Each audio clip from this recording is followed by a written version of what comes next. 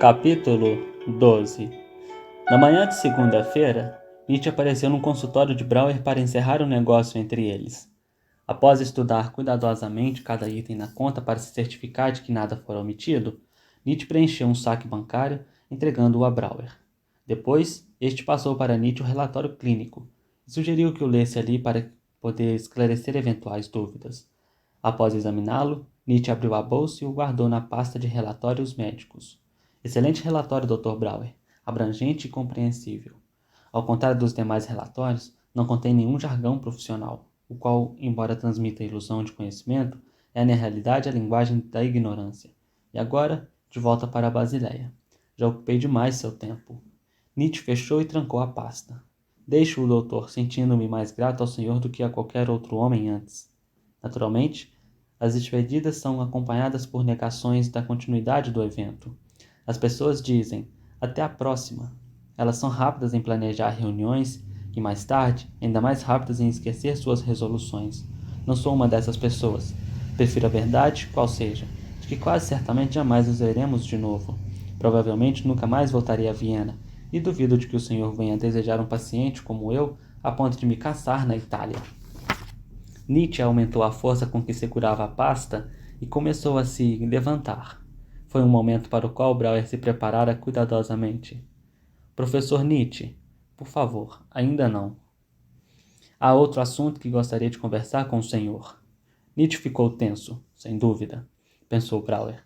Está esperando outro pedido para se internar na clínica Lawson e temendo-o. Não, professor Nietzsche, não é o que está pensando. Não mesmo. Por favor, acalme-se. É um assunto totalmente diferente. Venho protelando a menção a esse assunto por razões que logo se tornarão claras. Brauer fez uma pausa e respirou profundamente. Tenho uma proposta a lhe fazer. Uma proposta incomum, talvez jamais feita antes por um médico ou um paciente. Venho adiando-a. É difícil dizer. Normalmente sou bastante desembaraçado, mas agora é diferente. Bem, proponho uma troca profissional. Ou seja, proponho que, no próximo mês, eu atenue como médico de seu corpo. Eu me concentrarei somente nos seus sintomas físicos e na medicação. Em troca, o senhor será o médico de minha mente, de meu espírito. Nietzsche, ainda segurando a pasta, pareceu intrigado e depois desconfiado. O que quer dizer sua mente e seu espírito? Como poderia agir como médico? Essa não é outra variação de nossa discussão da semana passada de me dedicar e eu lhe ensinar filosofia? Não, este pedido é totalmente diferente. Não estou pedindo para me ensinar, mas para me curar. De que, posso saber? Uma pergunta difícil. No entanto, faço aos meus pacientes a toda hora. Fiz-lhe esta pergunta, e agora é minha vez de respondê-la. Peço-lhe que me cure do desespero. Desespero? Nietzsche largou a pasta e inclinou-se para a frente. Que tipo de desespero? Não vejo nenhum desespero. Não na superfície, ali pareço viver uma vida satisfatória. Mas sob a superfície reina o desespero. O senhor pergunta que espécie de desespero. Digamos que minha mente não me pertence. Sou invadido e atacado por pensamentos estranhos e sórdidos. Como resultado, sinto desdém por mim mesmo e duvido de minha integridade. Embora cuide de minha esposa e dos meus filhos, não os amo. Na verdade, ressinto-me por me aprisionarem. Falta-me coragem. A coragem de mudar minha vida ou de continuar vivendo-a. Perdi de vista o porquê da minha vida, o sentido disso tudo. Preocupo-me com o envelhecimento, embora cada dia me aproxime mais da morte. Ela me aterroriza. Mesmo assim, ideias suicidas às vezes invadem minha mente. No domingo, Brau ensaiara essas respostas várias vezes, mas desta vez ela fora, de forma estranha, considerando-se a duplicidade subjacente do plano. Sincera. Brauer sabia que não era um bom mentiroso, embora tivesse que esconder a grande mentira, que sua proposta era um trama para atrair Nietzsche ao tratamento. Resolvera dizer a verdade sobre todo o resto. Por isso, em sua fala, apresentou a verdade sobre si de forma ligeiramente exagerada. Procurou também selecionar preocupações que pudessem, de alguma forma, entrelaçar-se com algumas das próprias preocupações não expressas de Nietzsche. Pelo menos uma vez, Nietzsche pareceu realmente espantado. Sacudiu a cabeça ligeiramente, obviamente nada querendo com essa proposta. Contudo, estava com dificuldade em formular uma objeção racional. Não. Não, Dr. Brauer. Isso é impossível. Não posso fazer isso. Não tenho formação. Considere os riscos. Tudo poderá degringolar. Mas, professor, Não se trata aqui de formação. Quem tem formação? A quem posso recorrer? A um médico? Tratamento não faz parte da disciplina médica. A um líder religioso? Devo abraçar os contos de fada religiosos? A sua semelhança? Eles não me dizem mais nada. Você, um filósofo da vida, dedica seu tempo contemplando exatamente as questões que confundem minha vida. A quem recorrer senão a você? Dúvidas sobre si, a esposa, os filhos? O que eu entendo disso? Brown respondeu imediatamente. E o envelhecimento, a morte, a liberdade, o suicídio, a busca de um propósito, você conhece tanto quanto qualquer outra pessoa viva. Não são essas exatamente as preocupações de sua filosofia? Seus livros não são tratados completos sobre o desespero? Não sei curar o desespero, Dr. Brauer. Apenas eu o estudo. O desespero é o preço pago pela autoconsciência. Olhe profundamente para dentro da vida e encontrará sempre o desespero. Sei disso, professor Nietzsche, e não espero uma cura, mas meramente um alívio. Quero que me aconselhe, quero que me mostre como tolerar uma vida de desespero. Mas não sei como mostrar essas coisas. Além disso, não tenho conselhos para o homem singular. Escrevo para a raça, para a humanidade. Professor Nietzsche, você acredita no método científico? Se uma raça, uma aldeia ou um bando sofre uma doença, o cientista procede isolando e estudando uma espécime protótipo individual, e depois generalizando para o todo. Despende 10 anos dissecando uma minúscula estrutura no interior do ouvido dos pombos para descobrir como mantém o equilíbrio. Não pude trabalhar com a espécie dos pombos. Tive que trabalhar com pombos individuais. Somente mais tarde pude generalizar minhas descobertas para todos os pombos e depois para os pássaros e os mamíferos, bem como o ser humano. É assim que funcionam as coisas. Não se pode conduzir uma experiência sobre toda a raça humana. Brauer parou, aguardando a contestação de Nietzsche. Não houve contestação. Nietzsche estava absorto em pensamentos. Brauer continuou. Outro dia você me descreveu sua crença de que o espectro do niilismo estava rondando a Europa. Argumentou que Darwin tornou Deus obsoleto, que assim como outrora criamos Deus, todos agora o matamos. Mas não sabemos mais viver sem nossas mitologias religiosas. Sei que não disse isso diretamente, corrija-me se estou errado. Mas creio que considera como sua missão demonstrar que, a partir da descrença, pode-se criar um código de conduta para o homem, uma nova moralidade, um novo esclarecimento e substituição aos gerados pela superstição e pela ânsia do sobrenatural.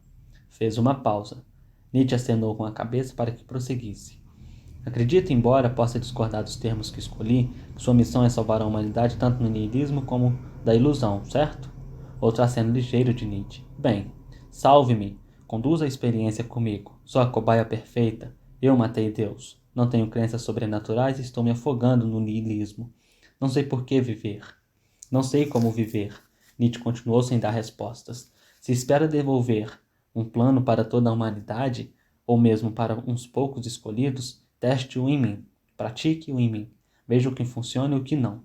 Isso deverá acusar seu raciocínio. O senhor se oferece como uma cobaia? Respondeu Nietzsche. Seria assim que eu pagaria minha dívida para com o senhor? Não estou preocupado com os riscos. Acredito no valor terapêutico da conversa. Simplesmente repassar minha vida com uma mente informada como a sua. É o que quero. Isso certamente vai me ajudar. Nietzsche sacudiu a cabeça desconcertado. O senhor tem em mente algum procedimento específico? Apenas isto. Conforme já propus, você se internará na clínica sob um pseudônimo, e eu observarei e tratarei dos seus ataques de enxaqueca. Em minhas visitas diárias, primeiro verei você. Monitorarei seu estado físico e prescreverei alguns medicamentos que possam ser indicados. Durante o resto da consulta, você se tornará um médico e me ajudará a falar sobre as preocupações de minha vida. Peço apenas que me ouça e intervenha com quaisquer comentários que deseje. Isso é tudo. Além disso, não sei. Teremos que inventar nosso procedimento durante o percurso. Não. Nietzsche abanou a cabeça firmemente. É impossível, Dr. Brauer. Admito que seu plano é intrigante, mas está condenado de saída. Sou um escritor, não um conversador. Escrevo para a minoria, não para a maioria. Mas seus livros não são para a minoria, respondeu Brauer rapidamente. Na verdade, despreza filósofos que escrevem apenas uns para os outros, cujo trabalho está distante da vida, que não vivem sua filosofia. Não escrevo para outros filósofos, mas escrevo para a minoria que representa o futuro. Não pretendo me misturar, viver em meio. Minhas habilidades de intercâmbio social, minha confiança, meu cuidado pelos outros, tudo isso se atrofiou há muito tempo, se é que já tive essa habilidade.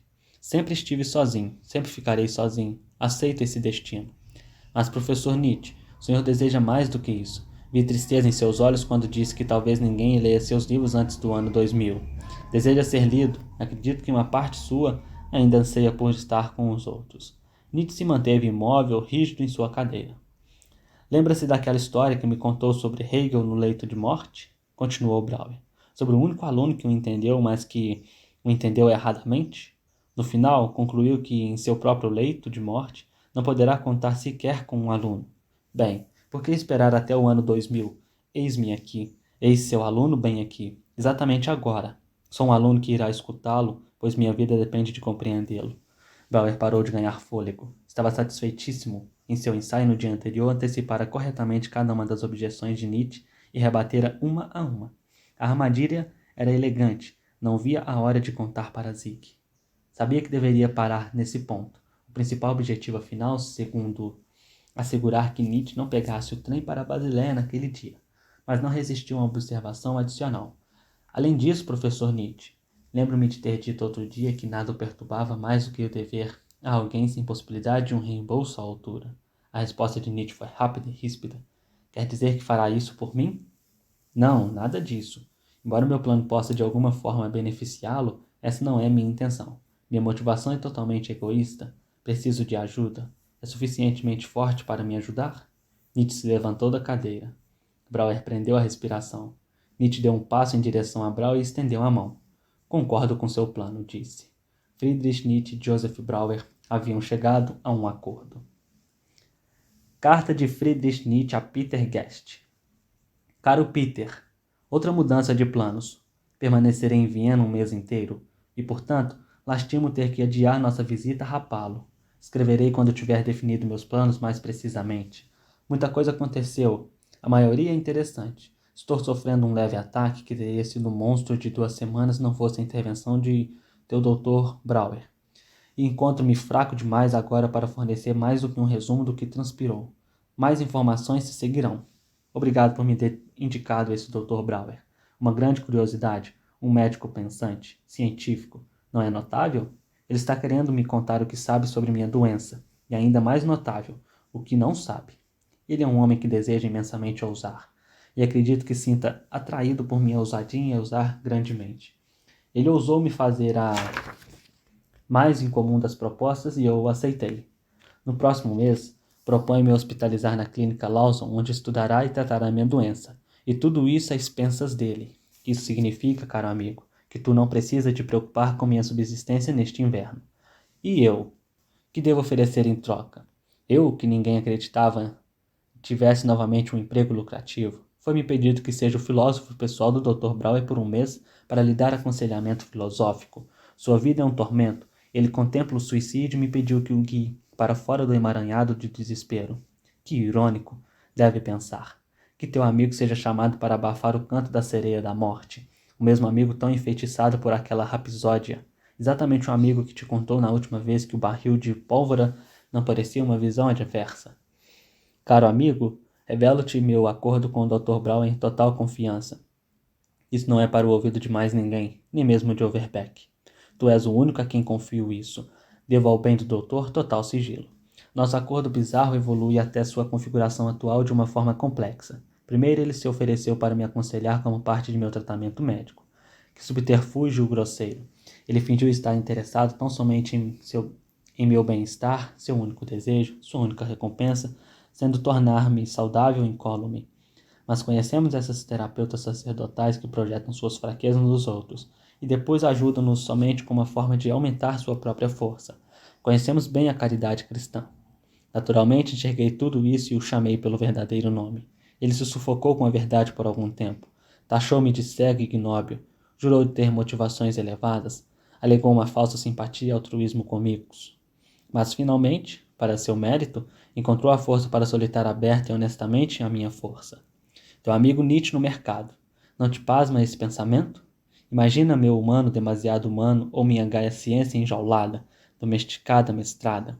Imagina meus aforismos em ordem alfabética num compêndio de homílias para a vida e o trabalho diários.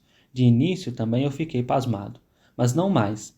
O projeto de intriga, um fórum para minhas ideias, um vaso a preencher quando eu estiver maduro e transbordando, uma oportunidade, enfim, um laboratório onde testar ideias em uma espécime individual antes de postulas para a espécie. Essa noção do Dr. Brauer. Teu Dr. Brauer, por sinal, parece uma espécime de superior com perceptividade e o desejo de se elevar. Sim, ele tem um desejo e tem cabeça, mas terá os olhos e o ânimo para ver. Veremos. Assim, hoje convalesço e penso calmamente na aplicação. Um novo empreendimento. Talvez eu estivesse errado ao pensar que minha única missão fosse encontrar a verdade. Durante o próximo mês, verei se minha sabedoria permitirá que um outro suporte o desespero. Por que recorrer a mim? Ele diz que, após provar minha conversa e degustar uma pitada de humano demasiado humano, desenvolveu um apetite por minha filosofia. Talvez, dada a carga de minha doença física, pense que devo ser um perito em sobrevivência. É claro que ele não conhece nem metade de minha carga. Minha amiga demoníaca cadela russa, aquela símia com falsos seios, continua sua carreira de traição. Elizabeth, segundo a qual Lowell está vivendo com Ré, move uma campanha para que seja deportada por imoralidade. Elizabeth também escreve que a amiga Lowell transferiu sua campanha de ódio à calúnia para a Basileia, onde pretende pôr um cheque em minha pensão. Amaldiçoado seja aquele dia em Roma que a conheci. Tenho-te dito a miúde que cada adversidade, mesmo encontros com o puro mal, me fortalece. Mas se quiser conseguir transformar essa merda em ouro, irei. Iremos ver. Faltam-me energias para copiar esta carta. Caro amigo, peço devolvê-la. Teu Friedrich Nietzsche.